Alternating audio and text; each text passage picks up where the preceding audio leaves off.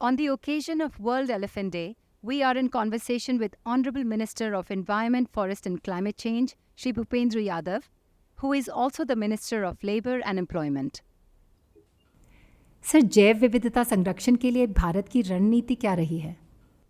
भारत जो है वो जैव विविधता की अंतर्राष्ट्रीय संधि का पक्षकार है और हमारा ये मानना है कि बायोडायवर्सिटी का कंजर्वेशन और प्रिजर्वेशन ये नेचर के लिए आवश्यक है। और हम सबको पता है कि जो अर्थ समिट हुई, उस अर्थ समिट से जो 3 मल्टीलैटरल्स फोरम्स बने, उसमें एक UNFCCC बना, एक UNCCD बना जो लैंड डिग्रेडेशन के लिए है, और तीसरा बायोडायवर्सिटी बना।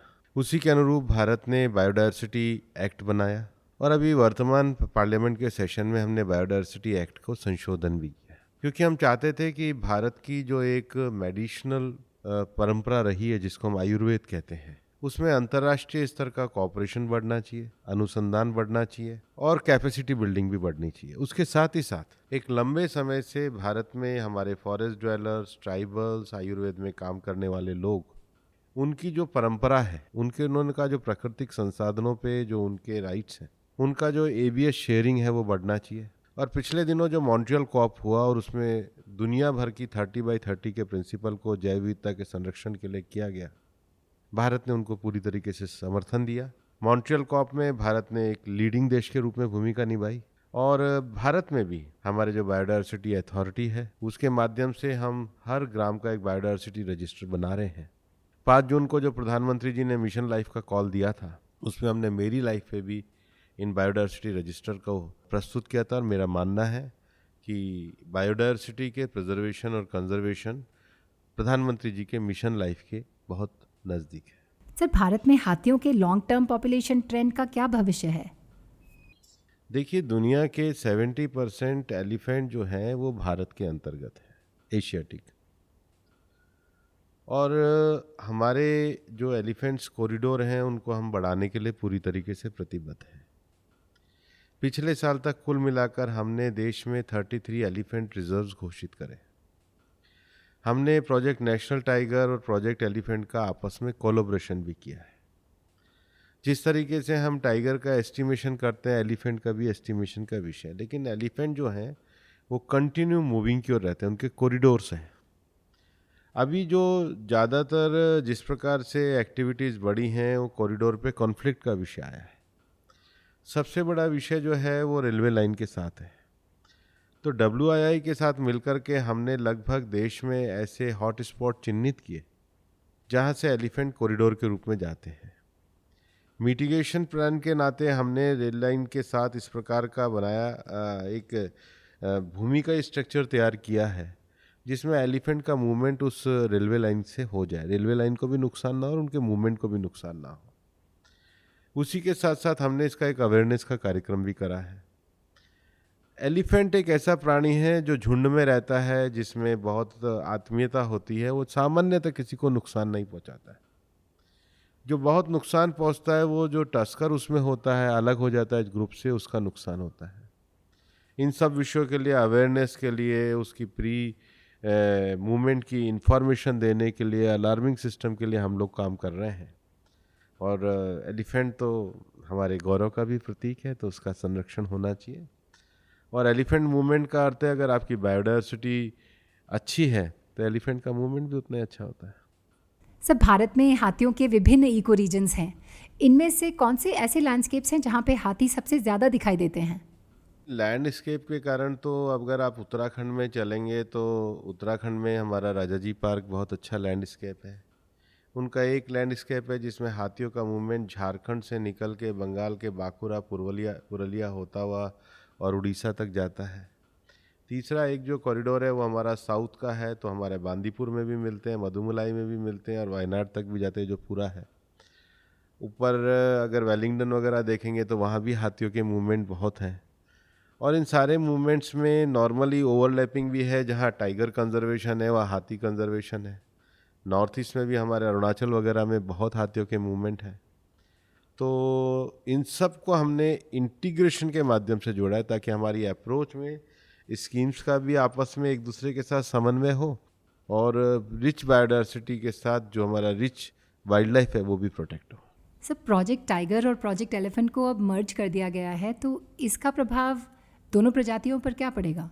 नहीं, टाइगर अपना जो कॉर्निवोर है उसमें सबसे बिगेस्ट में आता है, और इसीलिए अभी प्रधानमंत्री जी के द्वारा जो इंटरनेशनल बिग कैट अलायंस की बात की गई है, तो बिग कैट अलायंस का अर्थ ये है कि जो 7 बिग कैट्स हैं उसमें से 5 भारत में पाई जाती हैं, lion, tiger, snow leopard, leopard, और चीता हमारे यहाँ पे नहीं था। अब चीता को भी हमने यहाँ पे इंटरनेशनली ट्रांसलोकेट किया है, और उसके लिए हम बहुत धैर्य के साथ लगे हुए हैं।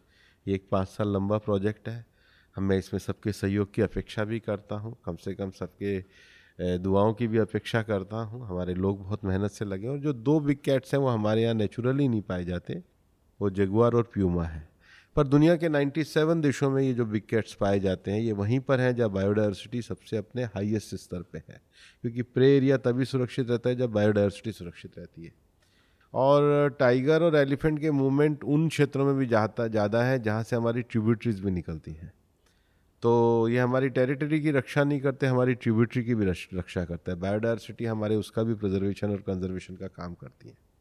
क्योंकि दोनों का मूवमेंट एक साथ होता है, एक साथ रहते हैं, इसलिए हम कोई प्रोजेक्ट को मर्ज नहीं कर रहे हैं, लेकिन एक साथ कैपेसिटी बिल्डिंग के साथ चलें। जहाँ पर टाइगर है और जहाँ पर एलिफेंट है, तो हम ये नहीं कि वहाँ केवल टाइगर की बात करें, वहाँ एलिफेंट भी उस पूरे इकोसिस्टम का एक बड़ा भाग होता है। एलिफेंट के मूवमेंट के कारण भी काफ़ी सारी चीज़ें होती हैं, तो सब एक जैसा रहे, एक साथ रहे, और ज़्यादा अच्छे तरीके से कैपेसिटी बिल्डिंग के साथ हम काम करें, इसको लेकर के हम काम कर रहे हैं। ये किसी को किसी में मिलाना नहीं है, एक दूसरे के साथ चलकर सृष्टि को उन्नत रखना है, यही हमारी भावना है। सर, प्रोजेक्ट एलिफेंट के अंतर्गत राज्यों को किस प्रकार का समर्थन मिल रहा है?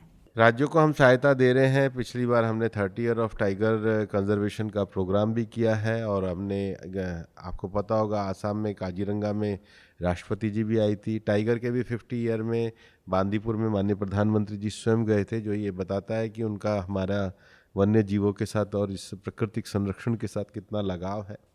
जहाँ तक राज्यों की बात है, राज्यों में हम लोग कंपनसेशन का भी विषय, जो मैन एनिमल कॉन्फ्लिक्ट का है उसकी दृष्टि से भी विषय रहता है, कैपेसिटी बिल्डिंग का भी विषय रहता है।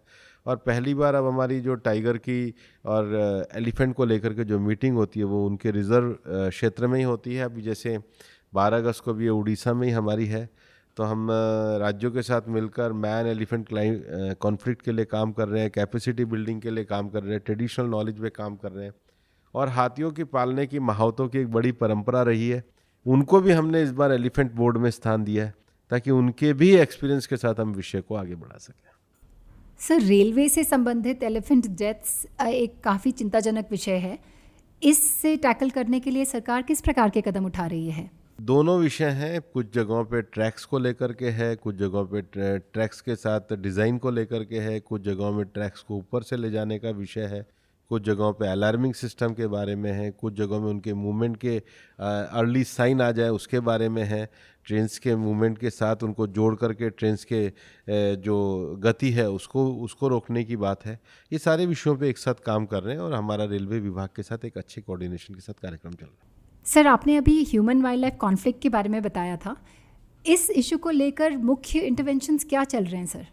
पिछले साल फरवरी में हमने इसकी एक गाइडलाइन निकाली है, कैपेसिटी बिल्डिंग की निकाली है, कंपनसेशन की निकाली है, और उस पूरी गाइडलाइन में हमने विस्तार से सभी राज्यों के साथ चर्चा करी, और समय समय पर हम कार्यक्रम करके विशेष रूप से जो स्थानीय निवासी उनके साथ कॉन्फ्लिक्ट मैनेजमेंट ना हो उस पर काम करते हैं। सर, हैबिटेट फ्रैगमेंटेशन एक काफ़ी बड़ी समस्या है। कॉरिडोर्स को कनेक्ट करने और वाइल्ड लाइफ हैबिटेट्स को संरक्षित करने पर किस प्रकार के स्टेप्स लिए जा रहे हैं? ये एक बड़ा विषय है। बड़ा विषय इसलिए है क्योंकि जितनी ह्यूमन आबादी का प्रेशर है उसी हिसाब से जंगली जीवों पे भी आता है। फिर सबसे बड़ी बात है कि अगर हमने नेचुरल रिसोर्स का अगर स्रोत नहीं बचाया तो उनके खाने के भी जगह के विषय नहीं रहेंगे। इसलिए हमने हर जगह पे जो रिजर्व एरिया है उनका एक मैनेजमेंट प्लान बनाया है, और अभी हमने एक पूरा इकोसिस्टम मैनेजमेंट प्लान उस क्षेत्र का तैयार करते हैं। और जो अब मैंने कहा है ना कि हम जब 33 एलिफेंट रिजर्व की बात करते हैं तो लगभग से 69,000 स्क्वायर किलोमीटर का एरिया है जिसमें उनका मूवमेंट हो सकता है। जब हम 53 टाइगर रिजर्व्स की बात करते हैं तो उनका 75,000 स्क्वायर किलोमीटर एरिया है, और उसके बाद उसका एक्रीडेशन कैसा हो, और हम इंटरनेशनल स्टैंडर्ड पे भी काम करते हैं। आज हमारे 16 से ज़्यादा टाइगर रिजर्व्स को इंटरनेशनल एक्रेडिटेशन मिला है।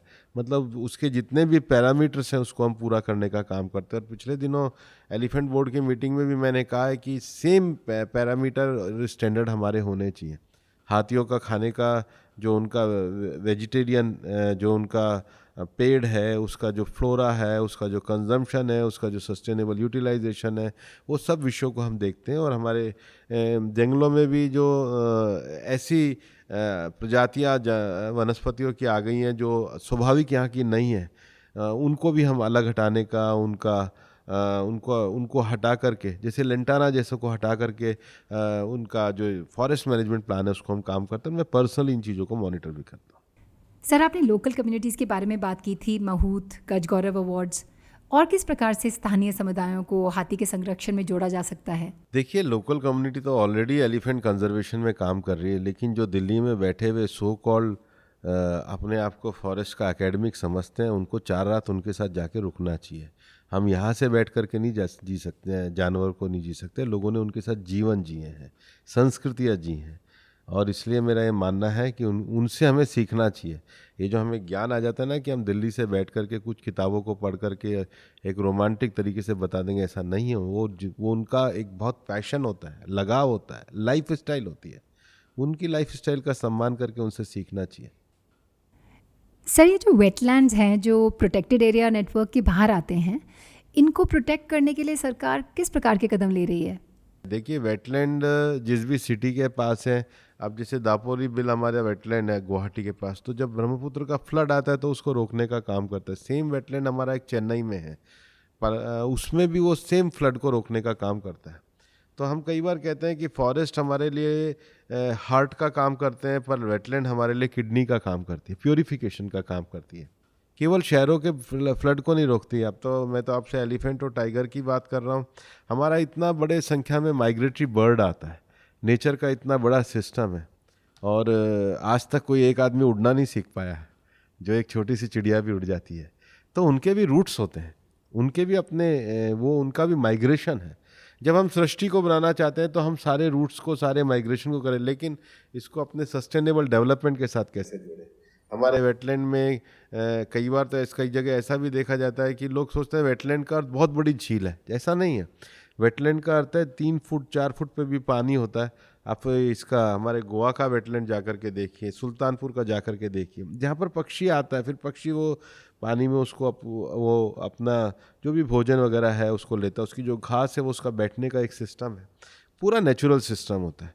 इसलिए प्रधानमंत्री जी ने की प्रेरणा से आज़ादी के 75 वर्ष में भारत 75 वेटलैंड को रामसर साइट्स का दर्जा दिलवा पाया। बाकी पे भी हमारा काम जरूरी है, और इसलिए इस बजट में भी प्रधानमंत्री जी ने जो प्रोजेक्ट अमृत धरोहर की बात करी है वो इसी कारण करी है, इसके महत्व को देखते हुए करी है। सर, बस एक फाइनल सवाल। भारत के सांस्कृतिक दृष्टिकोण में भी कंजर्वेशन का बहुत बड़ा महत्व रहा है। आप श्रोताओं को अगर ये बता सकते हैं कि मिशन लाइफ, जिसमें ये अप्रोच ऑलरेडी आ चुकी है, और वाइल्ड एलिफेंट कंजर्वेशन, ये सब एक दूसरे से किस प्रकार जुड़े हुए हैं? देखिए, पूरी दुनिया में इस समय एक विषय चलता है, डीप इकोलॉजी जिसको कहते हैं, नेचर बेस्ड सॉल्यूशन जिसको कहते हैं, और वननेस नेचर जिसको कहते हैं, जहाँ पर लिविंग और लिविंग बीइंग दोनों ही हैं, जो हम सबको जीवंत मानते हैं। और इसलिए हमारे तो मंत्रालय का जो मोटो ही है, प्रकृति रक्षिता रक्षता है। If we protect the nature then nature will protect us. तो नेचर के साथ जीना ये हमारी जीवन पद्धति का हिस्सा रहा है, और नेचर के साथ जीवन जीना और जीवन पद्धति का अर्थ है कि हमारे पर्सनल बिहेवियर में हमारा जीवन कैसा है, माइंडलेस कंजम्पशन का है या माइंडफुल यूटिलाइजेशन ऑफ रिसोर्सेज का है। और ये जो हमारी जीवन पद्धति है ये हमको बचपन से सिखाई जाती है, लेकिन आधुनिकता के संस्कार हम पे भी इतने हो गए हैं कि हमारी कंजम्पशन बेस्ड लाइफस्टाइल बढ़ रही है। और इसलिए प्रधानमंत्री जी ने कहा है कि मिटिगेशन मेजर्स गवर्नमेंट के द्वारा हो सकते हैं, एडेप्टेशन मेजर्स सोसाइटी के द्वारा हो सकते हैं, लेकिन इस पूरे क्लाइमेट चेंज में जो सबसे बड़ा विषय है वो पर्सनल नजिंग, अपने बिहेवियर के द्वारा आप कैसे चेंज ला सकते हैं। और ये मिशन लाइफ है। प्रधानमंत्री जी का मिशन लाइफ उन्हीं भारतीय संस्कृति और अवधारणाओं के अनुरूप है जिसको लेकर के भारत दुनिया में पर्यावरण की लड़ाई का नेतृत्व कर सकता है। प्रकृति के साथ एकरूपता रखते हुए जीना, यही भारत का विषय है। ये हमारी संस्कृति का दृष्टिकोण है, हमारी जीवन पद्धति है, लेकिन हम भी कुछ कुछ पश्चिम से प्रभावित हो रहे हैं। तो टेक्नोलॉजी का विकास और इसका कॉन्ट्रडिक्शन नहीं है, लेकिन टेक्नोलॉजी के विकास के साथ भी नेचर बेस्ड सॉल्यूशन को प्राथमिकता दी जानी चाहिए, यही हमारा दृष्टिकोण है। बहुत बहुत धन्यवाद sir. Thank you very much.